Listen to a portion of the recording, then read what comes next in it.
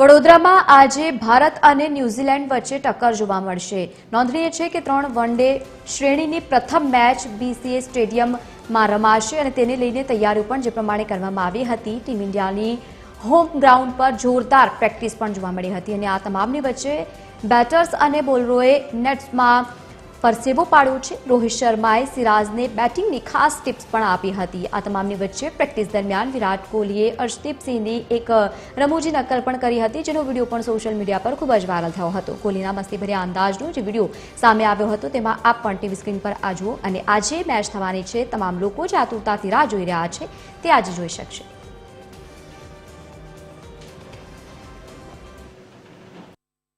ભારત અને ન્યુઝીલેન્ડ વચ્ચે વડોદરામાં આજે પ્રથમ મુકાબલો યોજાવા જઈ રહ્યો છે। તે પહેલા વડોદરામાં ક્રિકેટ ચાહકો જે દર્શકો છે તેમનો ઉત્સાહ જોઈ શકો છો। આ તમામ જે ક્રિકેટ પ્રેમીઓ છે એ માત્ર ને માત્ર વિરાટ કોહલીને જોવા માટે વડોદરાના આ કોટંબી સ્ટેડિયમ ખાતે પહોંચ્યા છે।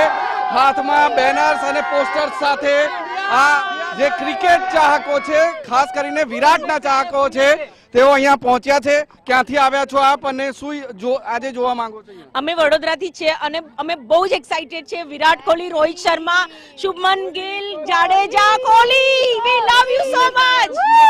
Vadodara, we are coming from Vadodara and we are very much excited। Pune से हम 5 सेंचुरी देखना चाहते हैं विराट कोहली के। 100% 100 मारेगा कोहली। विराट जो पुणे थी रोहित शर्मा नो पुल शॉट 6। રોહિત શર્મા અને વિરાટ કોહલીને સ્પેશિયલી જોવા માટે અહીંયા પહોંચ્યા છે। આ પોસ્ટર જોઈ શકો છો। We want 100 sanctuaries from Virat Kohli. આજે જો વડોદરામાં વિરાટ કોહલી સેન્ચુરી કરશે તો એ 86મી સેન્ચુરી થશે, પરંતુ 100 સેન્ચુરી વિરાટ કોહલી પૂરી કરે એવી ક્રિકેટ ફેન્સ ઈચ્છી રહ્યા છે। આપ શું ઈચ્છો છો? આજે સેન્ચુરી વિરાટ તરફથી આજે સેન્ચુરી થવી જોઈએ। વિરાટ તરફથી સેન્ચુરી થવી જોઈએ અને એ મારશે જ આજે। રોકો રોહિત શર્મા તરફથી બી જો રોકો મુવમેન્ટ ઈચ્છે છે આ બધા અને કોહલી ટી-શર્ટ કેવી પહેરી છે। જો તમામ જે ક્રિકેટ ચાહકો અહીંયા વડોદરા પહોંચ્યા છે કોટંબી સ્ટેડિયમમાં, એ એકમાત્ર વિરાટ કોહલીની સેન્ચુરી જોવા માટે પહોંચ્યા છે, રોહિત શર્માનો એક ક્લાસ જોવા માટે પહોંચ્યા છે અને એ આશા સાથે પહોંચ્યા છે કે આજે જ્યારે ન્યુઝીલેન્ડ સામે પ્રથમ વન-ડે ઇન્ડિયા રમે અને તેમાં જીત મેળવે, જેથી કરીને આગળની જે 2 મેચો છે તેની સાથે પણ ભારતીય ટીમ જીતીને સિરીઝ જીતી શકે। કેમેરામેન જિગ્નેશ સોલંકી સાથે અમિત ઠાકોર, TV13, કોટંબી સ્ટેડિયમ, વડોદરા।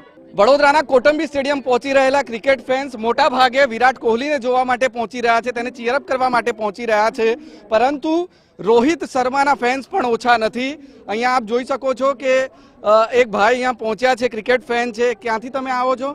સુરતથી અહીંયા પહોંચ્યા છે અને તેમના હાથમાં એક પ્લેકાર્ડ છે અને તેમાં લખ્યું છે dear Hitman, we are waiting for 200।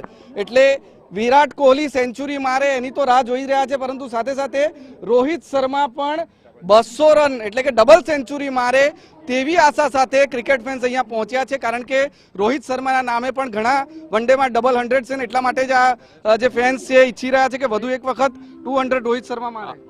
આ વખતે 200 આવશે। 200 આવશે? હા આવશે, લાગી રહ્યું છે। કોન્ફિડન્સ છે, कॉन्फिडेंस है ना। बिग फैन से रोहित शर्मा। તમે? Virat Kohli. Virat Kohli. I am Rohit Sharma fan. 2013 से रोहित शर्मा का फैन, जब पहला 200 मारा था ऑस्ट्रेलिया के सामने, तब से रोहित शर्मा का फैन बन गया। विराट के भी फैन है। रोको रोको रोको को कोई ना रोको। આપ કોને જોવા માટે આવ્યા છો? વિરાટ કોહલી ક્યાંથી આવ્યા છો? વલસાડ। તમે બધા વલસાડથી। શું કહેશો તમે?